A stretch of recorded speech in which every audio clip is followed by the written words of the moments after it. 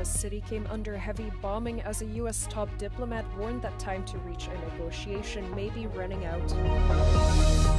Arab and Gulf leaders at an emergency summit over an Israeli attack targeting Hamas leaders in Doha calls on states to take legal measures to deter Israel. A day after Kyiv struck one of Russia's top oil refineries, Moscow launched multiple attacks across Ukraine, injuring several. U.S. President Donald Trump suggested that a deal with China has been reached over TikTok to allow the app to continue operating in the United States. Gaza City came under heavy bombing by Israel Monday overnight, with Palestinian residents reporting heavy strikes across the urban center. Israeli Defense Minister Israel Katz wrote on X that, quote, Gaza is burning, and reaffirmed Israel's stance that it will not back down until they deem their mission complete. It comes amid reports that Israel has begun its ground offensive in the Strip's biggest city. U.S. Secretary of State Marco Rubio warned that the window to reach a negotiated settlement is closing. As you saw, the Israelis have begun to take operations there, so we think we have a very short window of time in which a deal could happen. We don't have months anymore, and we probably have days and maybe a few weeks, so it's a key moment. The U.S. top diplomat's statement came prior to his departure to Qatar. Rubio plans to meet with officials there still outraged over Israel's strike on a residential area in the Qatari capital, Doha, last week, in what they say was a targeted strike at Hamas officials. The attack has been condemned internationally, including by the United Nations Security Council.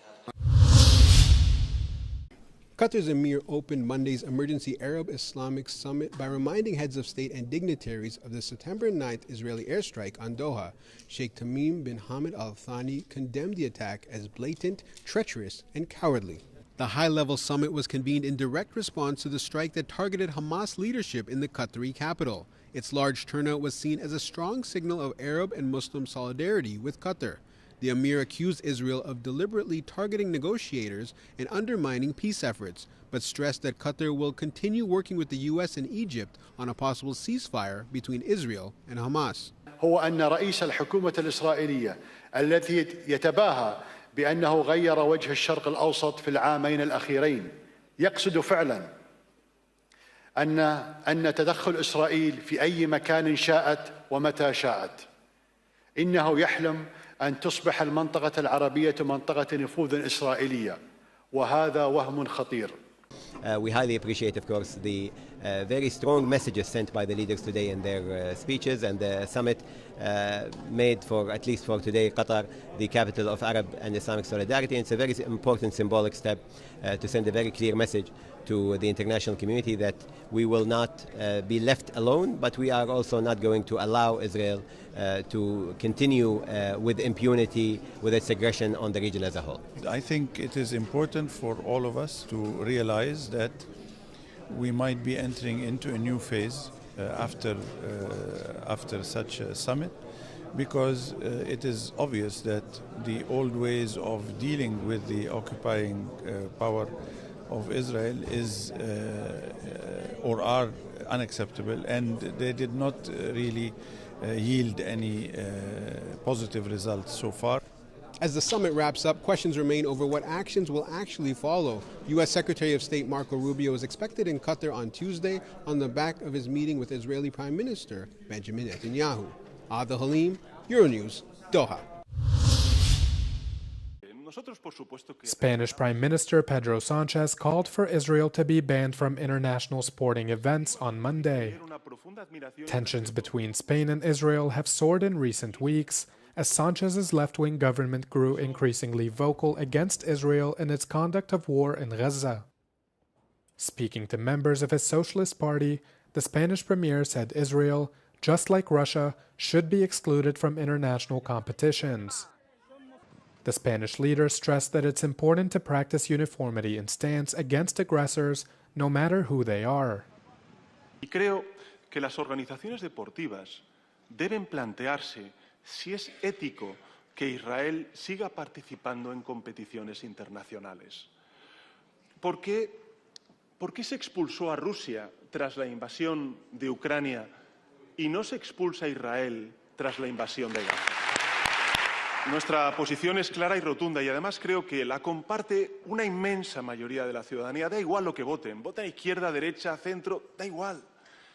Porque están en el sentido común, están en la defensa de los derechos humanos y el derecho internacional que está siendo menoscabado por Rusia y por Israel. The statement comes just one day after pro-Palestine protesters caused the final stage of the Vuelta cycling race to be abandoned. Protesters were opposing the participation of an Israeli team at the event, while their government continues to carry out atrocities in Gaza. On Sunday, Sanchez expressed support for the protesters, who crashed the event at various points across the last 3 weeks.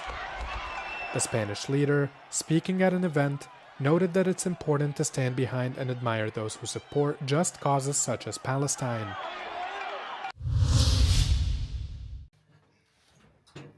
A day after Kyiv struck one of Russia's top oil refineries, Moscow launched several attacks across Ukraine, according to local media.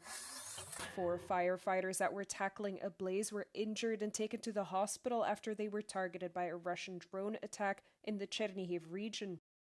Meanwhile, in the Sumy region, at least 12 people were injured, one of whom is in critical condition when missiles struck an agricultural field. Another 9 people were wounded in Kramatorsk in the Donetsk region after Russia struck the city center with 3 guided bombs.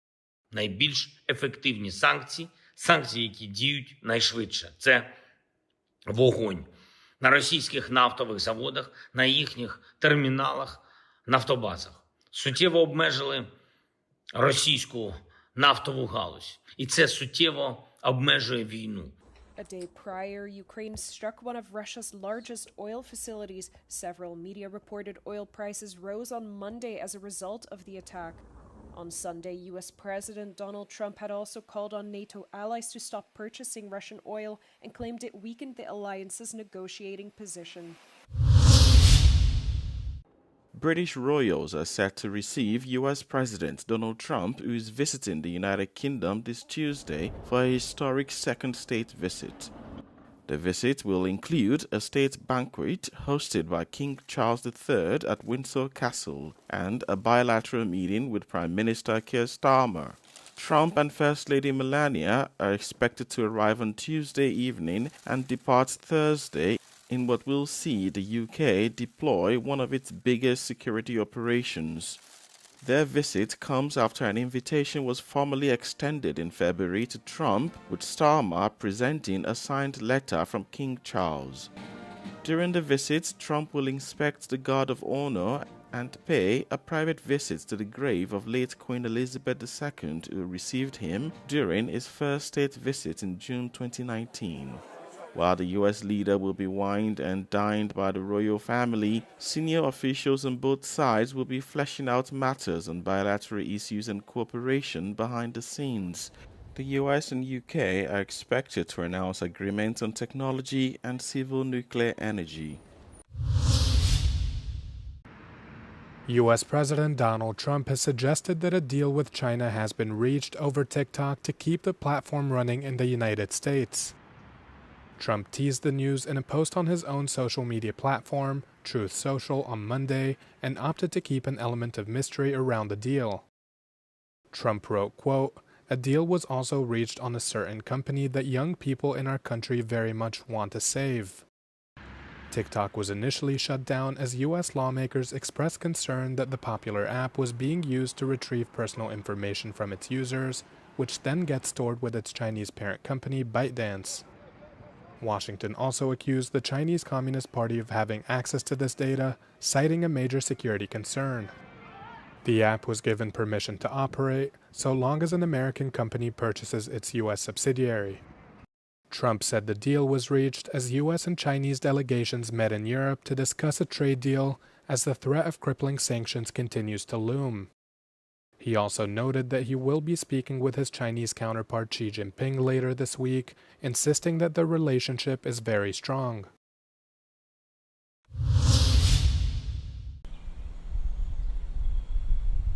A decision on the 2040 climate targets will be delayed, diplomats have said. 27 environment ministers are set to meet in Brussels on Thursday, but according to EU officials, member states need more time to mull the issue. The European Commission is proposing a 90% reduction in CO2 emissions, but France is pushing for the decision to be taken in October by the heads of state and government. However, several experts warn for the consequences of delaying the decision. Certainly, we see that for now, France is in a camp with a lot of Eurosceptic governments, notably Hungary and Slovakia, that just use indeed the European Council and the unanimity to blackmail on their demands. And some of the demands might go beyond the climate debate even. It could then go into the rule of law, it could go into more money that they need, and then it becomes really a dangerous game. On paper, adoption by the 27 ministers should be straightforward, requiring only a qualified majority.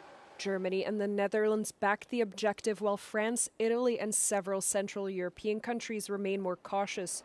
However, this is not just a political matter but also an industrial one, as companies urgently need a clear and predictable path forward. What we need to do is agree the direction and decide how we are going to get there. What are the right policies to do that? How can we really drive the acceleration and the scale-up of the technologies that we need? At this point, it shouldn't be a fight over the targets. It should be a real discussion on what are the right enabling policies to unlock the investment that Europe needs. And fundamentally, this is a conversation about investment. The EU's credibility as a global leader in climate action is on the line. Any delay on European level would send a concerning signal to international partners ahead of COP30, set to take place in Brazil in November.